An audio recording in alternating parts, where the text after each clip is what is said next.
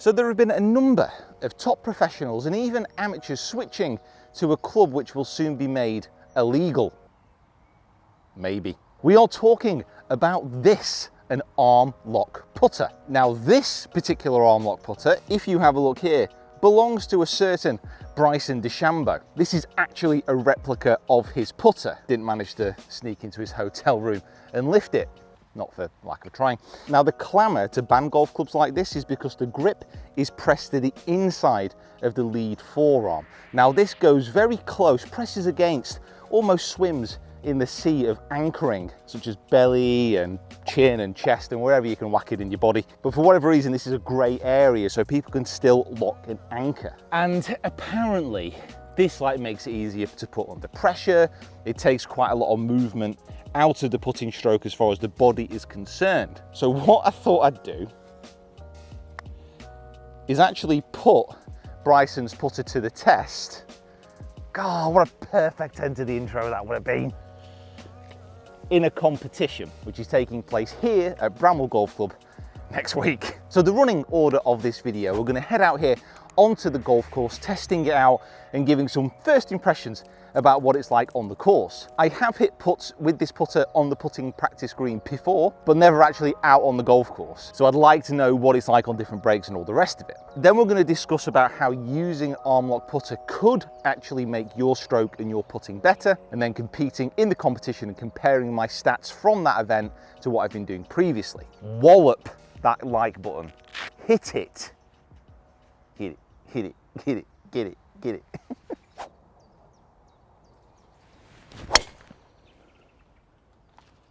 I know of the course down here at Bramwell, it is rainy and so humid here this morning. I've got my kind of waterproof trousers on and yeah, whew, toasty. 7-iron, 170.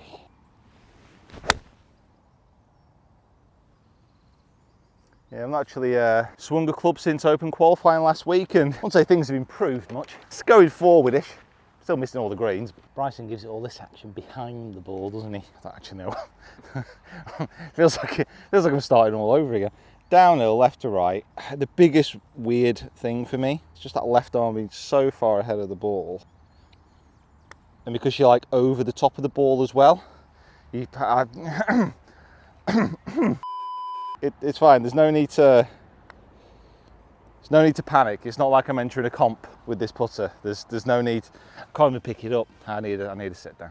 So as mentioned, the arm lock really is, in any way you cut it, anchoring. I'll throw up the text behind the rule, and basically what the USPGA is saying, what the RNA currently say, is because you're not having the club attached to any part of the body above the elbow, it's not classed as anchoring. But I mean, the forearm's quite a long bit of the body to anchor to. And even the pros who are using arm locks think they should be banned. So Xander Schauffele, a great player, a great putter on tour, he has just switched into an arm lock, and this is what he said. I am for banning arm lock putters, but if everyone else is going to use it and I feel they have a bigger advantage, I may as well do the same. It's better, it's easier, it's more consistent. The fact is, anchored to your arm, you can flinch in your hands, but you cannot flinch your entire left arm. So that's the process behind it. So if some of the very best players in the world think it should be banned, they're switching to it because it's easier, why not give it a go? It's not like putting is my biggest strength. Par 5. I'd love to say this was a shot at the green, but I chipped out. Eagle chance.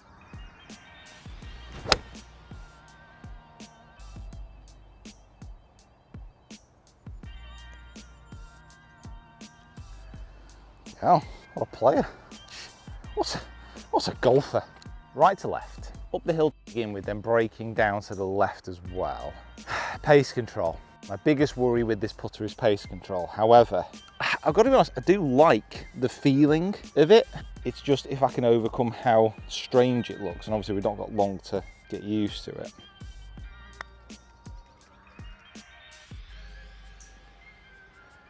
Gave that a lot of respect. However, pace is very, very good, but just got to focus over every putt.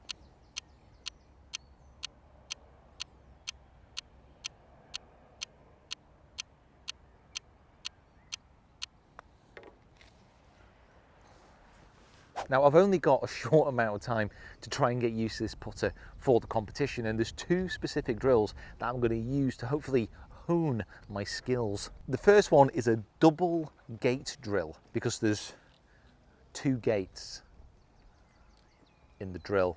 Now, the first one's pretty simple. T-peg on the toe of the putter, T-peg on the heel. I've not really left much room at all. The tolerance is quite tight. Now, this is sitting parallel to target line, and then I've also put a second gate here, which is just over the width of the golf ball. So the idea here is I'm going to be able to align the putter to the target, get used to that, but then also get used to setting the ball off on line. Now, I've set this up over like a 6-foot putt. It's fairly straight. If it doesn't go in, it's not like the end of the world. That's not really what I'm bothered about, because, you know, it could bobble off line here, but it's all about getting that start line correct. And then the second drill we're going to use is all about distance control. So I'm lining the ball up as usual, settling the putter in behind the ball. There's literally no room there. Come on, be confident. Against that left arm, through the gate, into the hole. Come on. Oh!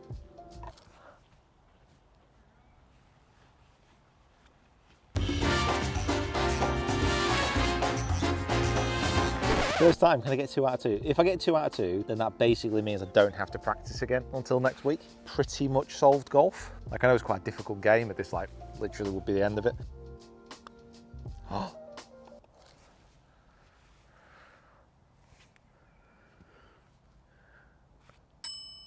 Now, this next drill is all about distance control, and if I'm being honest, it's probably the best one that I've come across.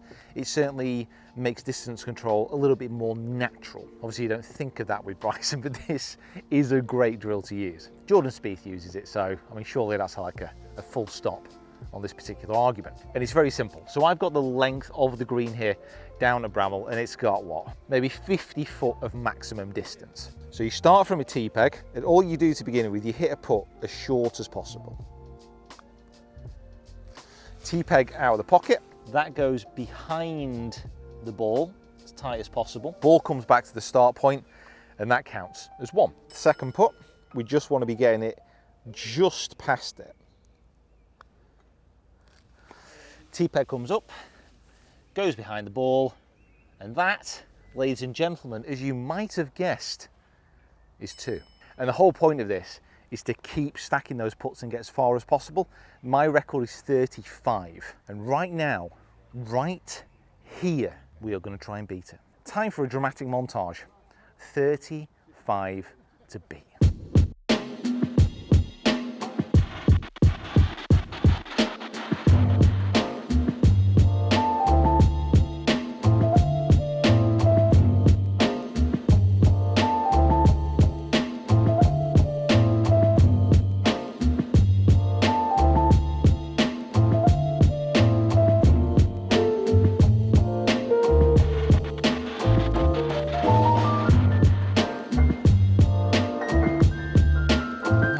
No, go, go.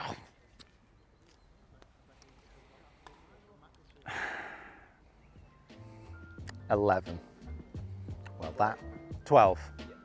Don't do myself down too much then. But the whole point of that is obviously to get as many as possible. We all decided that we'd cut this short because we just didn't want to do like a full video on that drill. So you're welcome. So Bryson DeChambeau's putter in this spec will set you back £825 or around $1,000. So it's the arm lock version with the LA golf shaft with the putter head. You'll need that. And Sick Golf for the last few years have been quite a niche brand. They use something called descending loft technology. Basically, the top of the club face has 4 degrees of loft, and then there's a section that has 3, then 2, then 1. And what Sick's saying, to be fair, they have backed this up, any angle of attack that you use coming into the ball, it's going to launch on the same trajectory. Because putts do launch, they don't just roll straight away. And Sick have actually just teamed up with Cobra. They are the face of the new Cobra putters. Sorry. And with all the clamour of so many people within golf to get these putters banned, get down into those comments below, let us know what you think. Now, the way I'm going to use this putter and the way that Bryson has been using this putter, he stands very upright to the ball, so legs are straight, arched over. He actually hooks his index finger around the bottom of his grip, and that feels a little bit weird to me. Quite close to the ball, And what he's trying to do, he's trying to eliminate as much of the lie angle as possible. Because if he was to go in a straight up action like this, he could purely get the club moving straight back and straight through, but that's not allowed within the rules. So he's trying to get as little lie angle as possible so he can move that putter as straight back and as straight through as possible. He maxes out the range of motion in his joint, so he turns the shoulders out, he turns the elbow out, everything's locked, keeps it stiff, rigid, turns back and through. It's an absolutely exhausting way to putt. Like, I've not got the best joints anyway, but after doing some practice with it today, my left wrist is like so stiff. So Bryson's method, it looks so awkward, it feels so awkward. But he was able to utilize this last year to get in the top 20 of pretty much every single PGA putting stat. So we've got the drills, we've got the putter, we've got the technique, and we have got the will, the desire, and the fortitude to see this through. The next time I see you will be after the round. Wish me luck and stuff.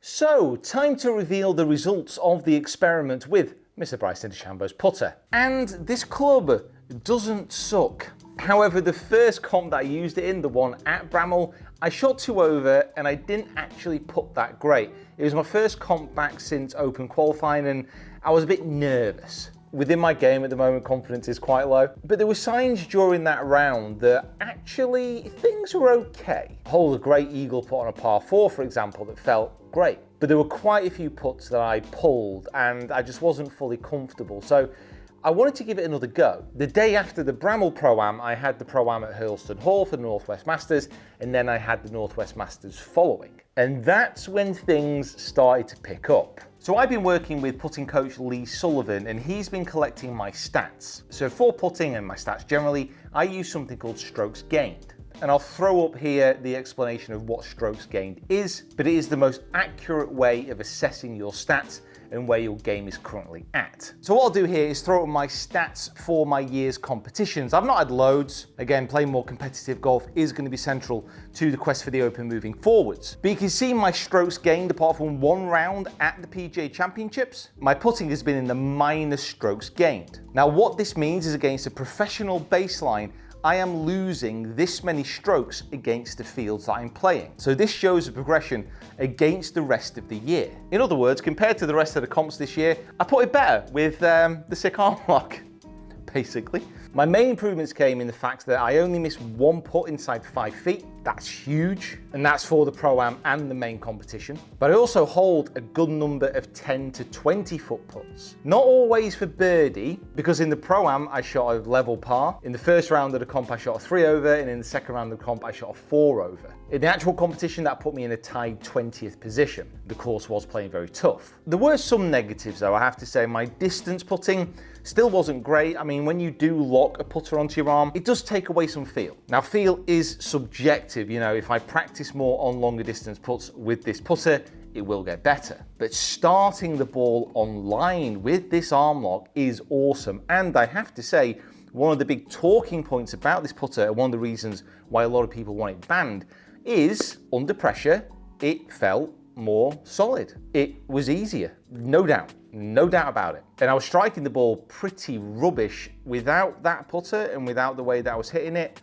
I'd have scored a lot worse. I am absolutely sure of that. And based on the stats from previous rounds, it's kind of hard to argue. I also went for a lesson with Lee Sullivan, my putting coach today. He was checking out my stroke. I also got him to check the loft and the lie angle of this putter. So for all you golf nerds out there, this will be fun for you. The loft on this putter is about 7 degrees. Now compare that to say my Scotty Cameron, which only has 3.5 degrees. There's a big difference. That's because you have to push the handle so much forward with an arm lock. Also, the lie angle of the sick arm lock is 77 degrees. That's a very upright putter. But that's because you do stand more upright, you get closer to the ball. Looking through some of the data as well, Lee actually confirmed that my consistency with this putter is very high. There's a few things which were quite strange. I mean, I took it away on the inside quite a lot, so my arc swung quickly inside, but it squared up really nicely at impact. But my consistency of strike out the center of the putter was very high. And I've got a few comps coming up and I was that impressed by it, it's gonna stay in the bag for those comps. I need to practice my distance control much better, but yeah, overall, found it easier. Now, does that mean that I would say that it probably should be banned?